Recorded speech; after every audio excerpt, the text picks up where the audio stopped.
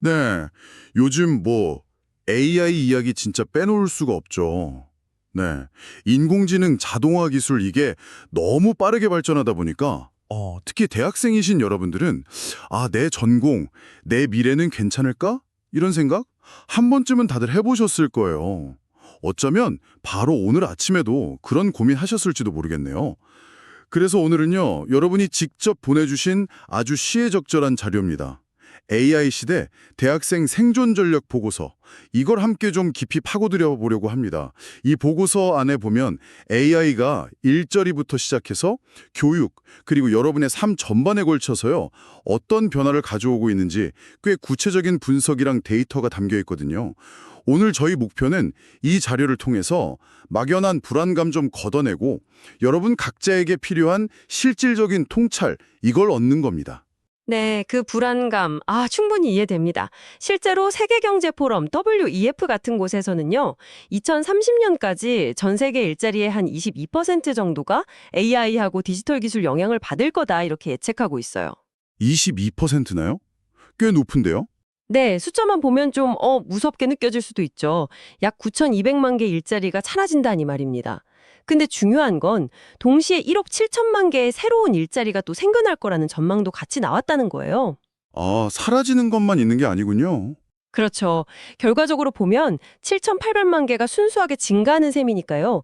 AI가 단순히 일자리를 그냥 빼앗는다 이런 개념이 아니라 일자리의 판 자체를 바꾸는 뭐랄까 재편의 시대다 이걸 명확히 보여주는 대목이죠. 그리고 맥킨지 분석은 이게 좀 더 직접적으로 다가올 수 있어요. 2030년까지 전세리 노동력의 14%, 그러니까 이게 무려 3억 7,500만 명 정도가 직업을 바꿔야 할 수도 있다 이런 예측인데요. 3억 7,500만 명이요? 와, 네, 이건 이제 평생 직장이라는 개념은 정말로 옛말이 됐고 끊임없이 배우고 적응해야 하는 평생 학습. 이게 선택이 아니라 필수가 됐다. 이런 강력한 신호로 봐야 합니다. 오늘 저희가 이 보고서를 통해서 그 변화의 파도를 어떻게 헤쳐나가야 할지 그 구체적인 나침반을 함께 찾아드리겠습니다. 좋습니다. 그럼 보고서 속으로 본격적으로 한번 들어가 보죠. AI로 인한 일자리 변화, 이게 생각보다 더 우리 가까이에 와 있다. 이런 지표들이 좀 눈에 띄네요. 골드만삭스는 전 세계적으로 3억 개 일자리가 AI로 대체될 수 있다고 봤고요. 또 국내에서는 한국고용노동부가 2025년까지 직업 종사자의 61.3%가 대체 위험이 높다, 이렇게 경고까지 했어요.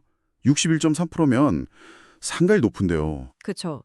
특히 어떤 직업들이 영향을 받는지 WF 예측을 보면요. 빅데이터 전문가나 핀테크 엔지니어, AI 머신러닝 전문가 같은 직군은 수요가 폭발적으로 늘어날 걸로 예상이 돼요. 반면에 은행 창구 직원이나 우편 서비스 직원, 단순 데이터 입력 같은 역할은 급격히 줄어들 걸로 보고 있고요. 거기까지는 어느 정도 예상했던 것 같기도 하고요. 네, 그쵸. 그런데 이 보고서에서 정말 주목해야 할 좀 흥미로운 패턴이 드러납니다. 어떤 패턴인데요? 바로 그 AI 자동화의 칼날이요. 우리가 흔히 생각하는 그런 단순 반복 업무, 이걸 넘어서 소위 초급 화이트 칼라 직군, 그러니까 사회 초년생들이 많이 시작하는 그런 사무직 일자리 있잖아요. 거기에 더 날카롭게 향하고 있다는 점이에요. 초급 화이트 컬러요? 네, 기존에는 블루 컬러나 단순 사무직이 주 타겟일 거다 이렇게 생각했는데 오히려 대졸 신입사원들이 맡을 법한 그런 업무들이 더 큰 위험에 노출되어 있다 이런 거죠. 그건 좀 의외인데요? 보통 경력이 적을수록 이제 막 배우면서 성장하는 단계라고 생각하는데 왜 오히려 초급 단계의 화이트 컬러 직군이 더 위험하다, 이런 분석이 나오는 걸까요? 스탠퍼드 대학 연구 결과가 그 이유를 좀 잘 설명해 주는데요. 이 챗 GPT 같은 생성형 AI가 이제 널리 퍼진 이후에 소프트웨어 개발자나 고객 서비스 담당자 같은 직군에서 22세에서 25세, 그러니까 딱 사회생활 시작하는 그 연령대, 고용이 무려 13%나 감소했다는 거예요. 13%나요? 꽤 많이 줄었네요. 네. 근데 놀라운 건 같은 직종에서 경력이 있는 사람들 있잖아요. 그분들 고용은 오히려 유지되거나 늘어났다는 겁니다. 정말 흥미로운 결과네요. 왜 이런 차이가 생기는 거죠? 그 초기 경력자들이 주로 맡는 업무들 한번 떠올려 보시면요. 기본적인 코딩 작업이라든지 보고서 요약, 이메일 초안 작성 이런 것들이잖아요. 네네, 그렇죠. 이런 업무들은 비교적 좀 정형화되어 있어서 AI가 훨씬 빠르고 저렴하게 그리고 대규모로 처리할 수 있는 그런 영역인 거죠. 반면에 숙련된 경력자들은 좀 더 복잡하고 추상적인 문제 해결, 예를 들면 장기적인 전략을 세운다거나 팀을 관리한다거나 핵심 고객하고 관계를 형성한다거나 하는 이런 AI가 아직은 따라하기 어려운 고부가가치 업무에 집중을 하죠. 아, 그렇군요. 그러다 보니까 기업 입장에서는 신입사원을 뽑아서 가르치는 것보다 그냥 AI를 활용해서 그 역할을 대체하려는 그런 유인이 커지는 겁니다. 신입사원들이 경험을 쌓는 일종의 디딤돌 역할을 하던 그런 일자리들이 점점 사라지고 있는 셈이죠. 와, 이게 듣고 보니 단순히 일자리 하나 없어지는 문제가 아니네요. 네, 이게 단기적인 현상으로 끝나지 않을 수 있다는 게 더 큰 문제입니다. 장기적으로 보면 젊은 인재들이 경력을 쌓을 기회 자체가 줄어들면서 미래에 필요한 시니어급 전문가로 성장하지 못하는 이른바 세대적 재능 공백, 제너레이셔널 탤런트 갭이라고 하죠. 이런 걸로 이어질 수 있다는 우려가 나와요. 세대적 재능 공백? 네. 그리고 또 AI가 숙련된 노동자에게는 생산성을 높여주는 좋은 보완제가 되지만 초기 경력자나 비숙련 노동자에게는 일자리를 위협하는 대체제가 되면서 소득 불평등을 더 심화시킬 수 있다. 이런 분석과도 맞닿아 있습니다. 기술 발전의 혜택이 특정 기술을 가진 사람이나 자본에 좀 집중될 위험이 있다는 거죠. 듣고 보니 상당히 좀 심각한 문제로 이어질 수 있겠네요. 하지만 보고서가 불안한 이야기만 하는 건 아니죠. AI가 위험만 되는 게 아니라 분명히 새로운 기회도 만들고 있다. 이 점도 강조하고 있다고요. 물론입니다. 네, 가장 직접적인 기회는 역시 AI 기술 자체를 개발하고 관리하는 직군이겠죠. 머신러닝 엔지니어, 데이터 사이언티스트, AI 연구 과학자 같은 역할은 수요가 그야말로 폭발적으로 증가하고 있습니다. PwC 보고서를 보면요. AI 관련 역량을 갖춘 노동자의 평균 임금이 그렇지 않은 경우보다 무려 56%나 높다. 이런 결과도 있어요. 56%요? 와, 엄청난 차이인데요. 단순히 기술 개발뿐만 아니라 AI와 함께 일하는 그런 새로운 방식의 직업들도 많이 생겨나고 있다고요? 맞습니다. 소위 융합직군이라고 부를 수 있겠는데요. 예를 들어서 AI한테 아주 구체적이고 효과적인 질문이나 명령어를 던져서 원하는 결과물을 뽑아내는 프롬프트 엔지니어라는 직업이 요즘 주목받고 있죠. 아, 프롬프트 엔지니어 들어봤어요. 네. 또 기업들이 AI 기술을 성공적으로 도입하고 활용할 수 있도록 돕는 AI 컨설턴트라든지 그리고 AI 기술이 가져올 수 있는 윤리적, 사회적 문제들을 다루고 가이드라인을 만드는 AI 윤리학자 같은 역할도 점점 중요해지고 있습니다. 이런 직업들은 기존에 없던 새로운 영역들이죠. 그렇군요. 기술적인 역할 외에도 AI가 아무리 발전해도 이건 대체하기 어렵다 하는 인간만이 가진 고유한 강점, 이거 중요한 직업들은 오히려 그 가치가 더 커질 거다 이런 분석도 있죠. 정확합니다. 대표적으로 공감 능력, 그리고 창의성, 또 섬세한 물리적 조작 능력 이런 게 필요한 분야들입니다. 예를 들어 의료 분야를 보면요. AI가 엑스레이 판독이나 진단 정확도를 90%까지 높이는 데 도움을 줄 수 있겠지만 환자의 불안감을 이해하고 신뢰를 쌓으면서 정서적인 지지를 보내는 것, 이건 여전히 의사나 간호사 같은 인간의 영역이죠. 네, 그렇죠. 교육 분야에서도 AI 튜터가 학습 효과를 64%나 높일 수 있다 이런 연구 결과가 있지만 학생 개개인의 감성을 읽고 동기를 부여하면서 올바른 방향으로 이끄는 건 역시 교사의 역할이고요. 사회복지사나 아니면 복잡한 이해관계 속에서 합의를 이끌어내는 협상가 같은 직업도 마찬가지겠네요. 근데 창의성이 핵심인 예술 분야는 좀 어때요? 요즘 보면 AI가 그림도 그리고 음악도 만들고 하잖아요. 예술가들의 입지는 괜찮을까요? 그 부분은 의견이 조금 갈릴 수는 있습니다. 독창적인 아이디어나 표현이 중요한 예술가의 가치는 분명히 커질 겁니다. 그런데 한국고용정보원 같은 곳에서는 화가나 조각가 같은 직업도 AI의 영향을 받는 중위험군으로 분류하기도 했어요. 중위험군이요? 예술가도요? 네, 이건 뭐냐면 예술 분야에서도 AI를 도구로 활용하는 능력, 이게 점점 중요해지고 있다는 의미로 해석할 수 있습니다. 단순히 창의성만 믿기보다는 AI를 활용해서 자신의 창의성을 어떻게 증폭시킬지 이걸 고민해야 하는 거죠. 이 보고서에서 제시하는 AI 노출 대체 위험도 분석표를 보면 이런 흐름이 더 명확하게 보이는데요. 패턴사, 이게 71.65% 정도, 물류사무원 94.17% 같이 AI 노출 위험도가 높은 직업들은 주로 AI가 업무를 대체, 어토메이트하는 경향이 강합니다. 아, 대체. 네. 반면에 프로게이머는 0.00% 거의 없고요.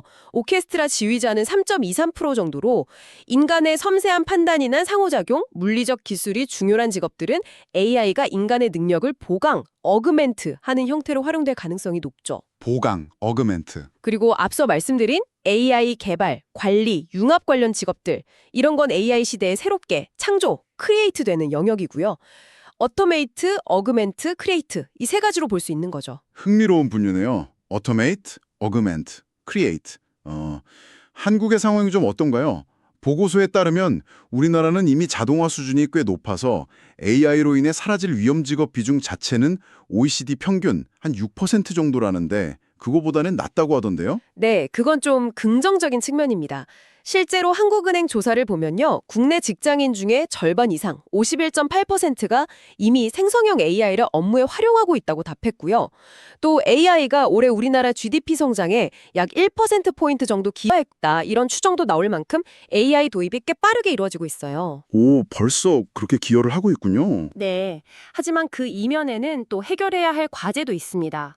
바로 AI 활용 능력에 따른 격차 문제인데요. 특히 세대 간 그리고 수도권과 비수도권 간의 디지털 격차가 좀 심화될 수 있다. 이런 우려가 큽니다. 이런 격차는 결국 사회적 불평등을 더 악화시키는 요인이 될 수 있기 때문에 정책적인 고민이 좀 필요한 부분이죠. 그렇군요. AI가 가져올 변화의 어떤 명암을 입체적으로 살펴봤습니다.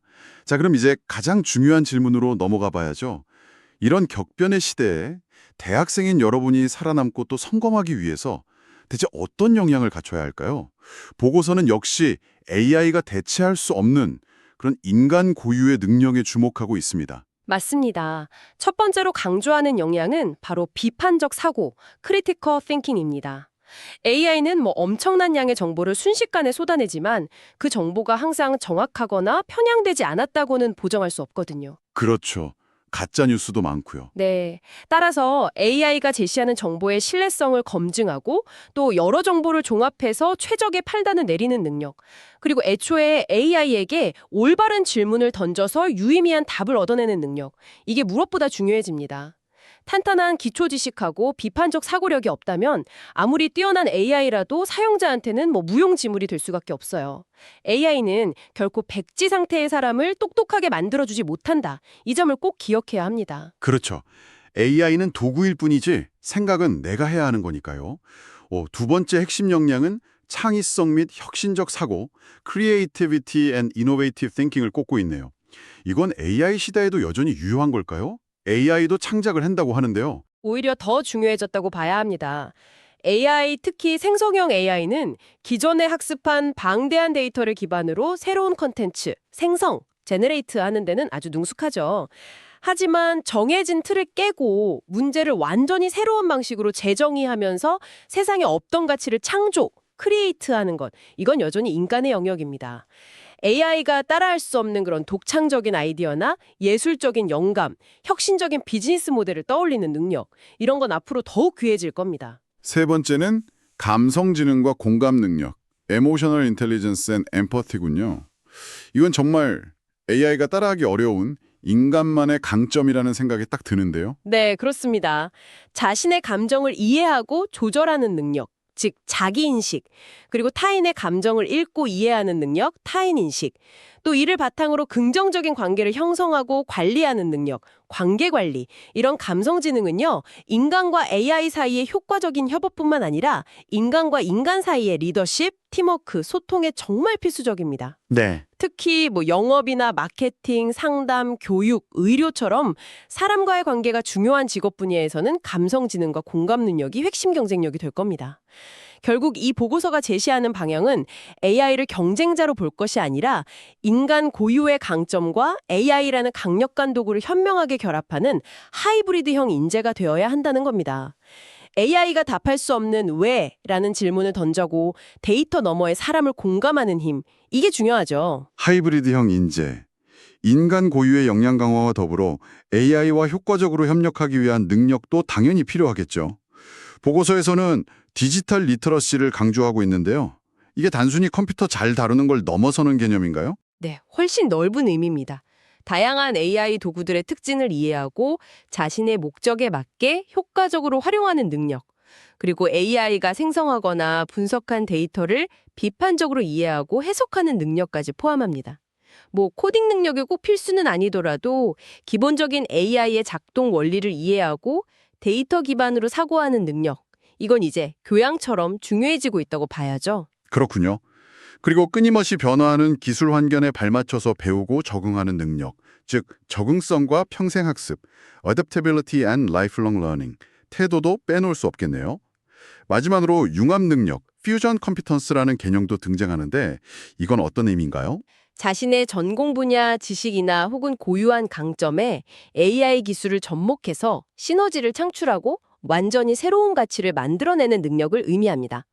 예를 들면 법학 전공자가 AI를 활용해서 판례 분석 시간을 획기적으로 단축한다거나 심리학 전공자가 AI 챗봇을 개발해서 정신건강 상담 서비스를 제공하는 것처럼요.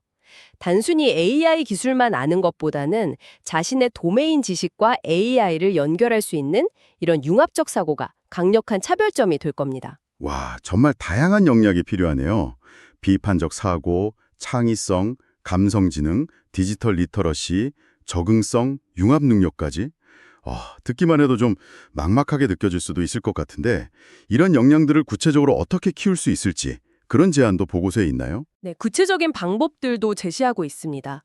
예를 들어서 비판적 사고는 논리적인 글쓰기 연습이나 토론 수업 참여, 또 다양한 관점의 자료를 접하면서 키울 수 있다고 제안하고요.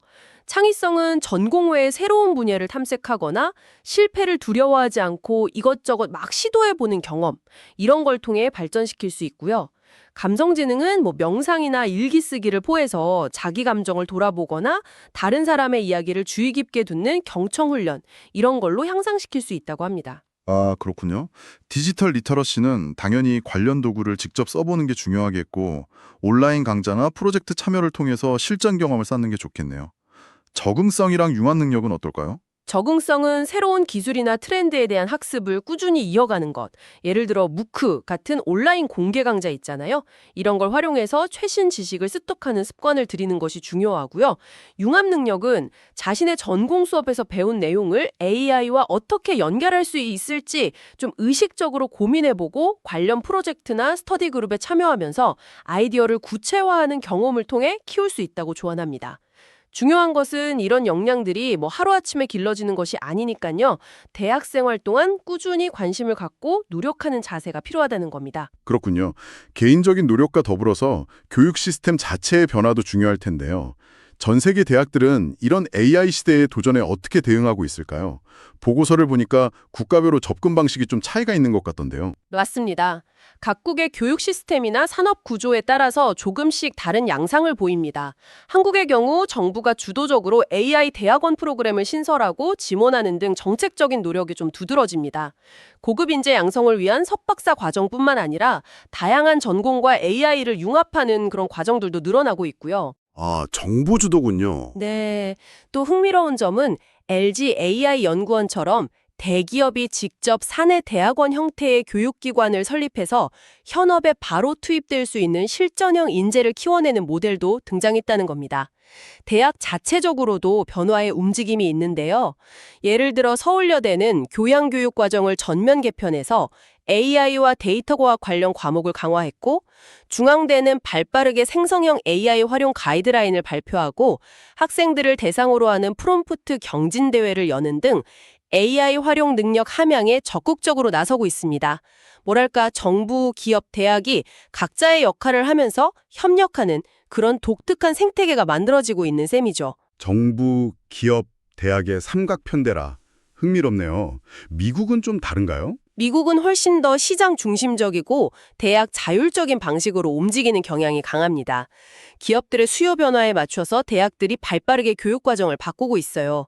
예를 들어 오하이오 주립대는 2025년부터 모든 학부생에게 AI 기초교과를 필수로 이수하도록 결정했고요. 샌디에고 캘리포니아 대학 UCSD 같은 곳은 의학이나 간호학 전공 학생들까지 포함해서 전교생을 대상으로 하는 융합형 AI 교육 프로그램을 확대하고 있습니다. 와, 전교생 대상이요. 네, 단순히 공대생들만 AI를 배우는 게 아니라 모든 분야에서 AI를 활용할 수 있도록 기초 소양 교육을 강화하는 거죠. 입시에서도 변화가 감지되는데 단순히 성적뿐만 아니라 변화에 대한 적응력이나 창의성 같은 역량을 더 중요하게 보기 시작했고 AI를 활용한 부정행위를 방지하기 위해서 탐지 도구를 쓰거나 심층 인터뷰, 독창성이 중요한 과제 평가 방식을 도입하는 추세입니다. 중국은 또 어떤가요? AI 굴기를 외치는 만큼 교육에서도 국가적인 드라이브가 강할 것 같은데요. 정확히 보셨습니다. 중국은 철저히 국가 주도의 하향식, 탑다운 전략을 펼치고 있습니다. AI 분야에서 세계 최고가 되겠다는 목표 아래 아예 초중등 교육 과정부터 AI 교육을 의무화하고 있어요. 예를 들어 베이징시는 2025년부터 초등학교 1학년생까지 연간 최소 8시간의 AI 관련 교육을 받도록 규정했습니다. 초등학교 1학년부터요? 네! 대학에서는 AI 관련 기술 교육뿐만 아니라 인문학이나 철학 과목을 AI 커리큘럼에 접목한 융합 교양 과목들로 도입해서 기술적인 능력 외에 윤리적, 사회적 관점에서 AI를 바라볼 수 있도록 가르치는 데도 신경을 쓰고 있습니다. 들어보니 접근 방식은 저마다 좀 다른데, 한 가지 흥미로운 공통점이 있네요. 한국, 미국, 중국 세 나라 모두 AI, 윤리, 교육을 강조하고 있다는 점이에요. 기술 활용 능력만큼이나 그 기술을 책임감 있게 사용하는 방법을 가르치는 것. 이게 중요하다고 보는 거군요. 네, 그 점이 매우 중요합니다. AI 알고리즘이 특정 집단에 대한 편견을 학습하거나 개인 데이터 프라이버시를 침해하는 등 여러 윤리적 문제들이 실제로 발생하면서 기술 개발과 활용에 있어서 윤리적인 고려가 필수적이다, 이런 인식이 전 세계적으로 확산되고 있습니다. 단순히 코딩 잘하는 엔지니어가 아니라 기술이 사회에 미치는 영향을 이해하고 책임감 있는 결정을 내릴 수 있는 인재를 양성하는 것. 이게 AI 시대를 준비하는 교육의 핵심 과제 중 하나로 떠오른 것이죠.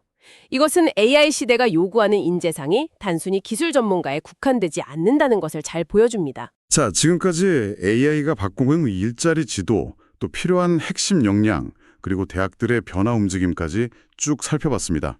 이제 마지막으로 이 모든 정보를 바탕으로 대학생인 여러분이 지금 당장 무엇을 해야 할지 구체적인 실천 전략들을 이야기해 볼 시간입니다. 보고서가 제시하는 가이드라인을 중심으로 한번 정리해 보죠. 첫 번째는 역시 학업 및 진로 설계입니다. 여기서 중요한 점은요. 단순히 유망해 보인다 하는 직군을 맹목적으로 따라가기보다는 자신의 흥미와 적성을 좀 깊이 탐색하고 이걸 AI 시대의 기회와 연결하는 노력이 필요하다는 겁니다. 아, 흥미와 적성이 먼저군요. 네, AI 분야라고 해서 모두가 개발자가 되어야 하는 건 아니거든요. 연구, 기획, 디자인, 마케팅, 영업, 법률 자문 등 훨씬 다양한 역할이 존재하고요. 실제로 법학, 철학, 심리학, 언어학 등 정말 다양한 배경을 가진 사람들이 AI 분야에서 활동하고 있습니다.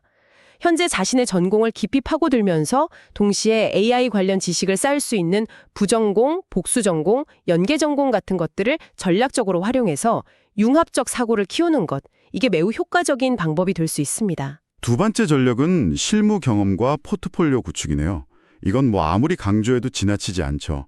특히 AI 분야는 기술 발전 속도가 워낙 빨라서 학교에서 배운 이론만으로는 좀 부족할 때가 많잖아요. 그렇죠. 보고서에서도 서울대 데이터 사이언스 대학원에서 운영하는 AI 온라인 인턴십이나 게임 회사 크래프톤의 AI 펠로십 프로그램처럼 학점이나 장학금, 심지어 해외 연수 기회까지 제공하면서 실무 경험을 쌓을 수 있는 좋은 프로그램들을 소개하고 있더라고요. 이런 기회를 진짜 적극적으로 찾아서 활용하는 게 중요해 보입니다.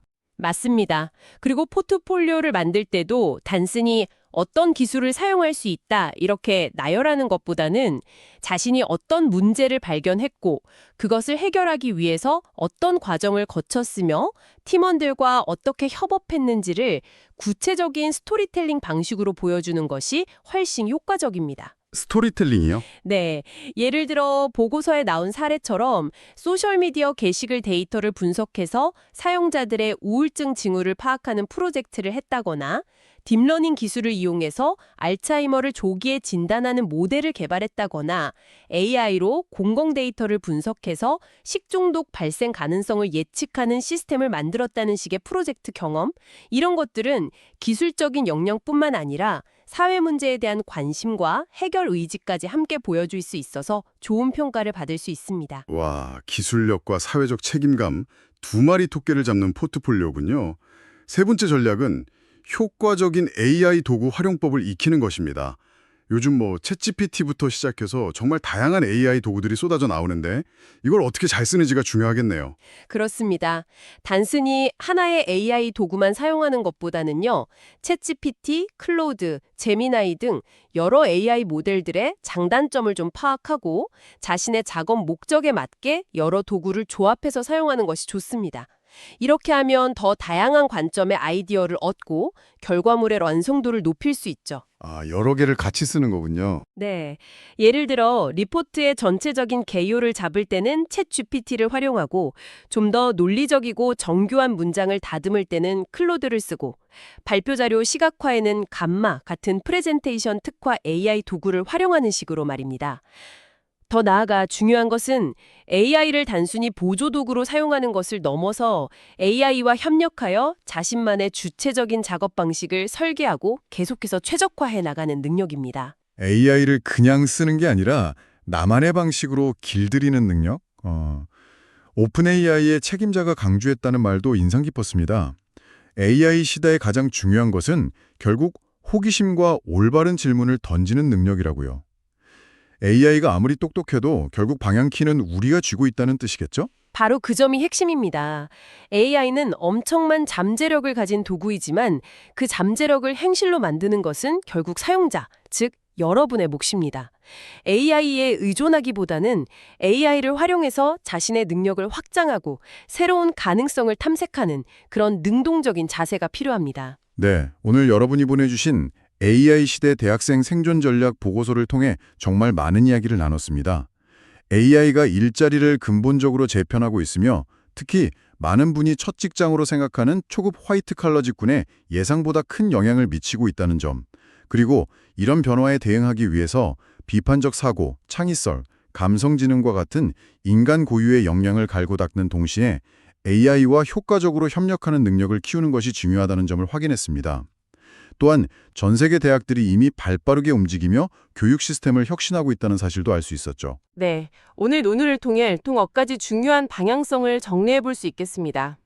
첫째는 기술 교육과 함께 윤리적 사회적 책임감을 강조하는 균형 잡힌 교육이 필요하다는 것.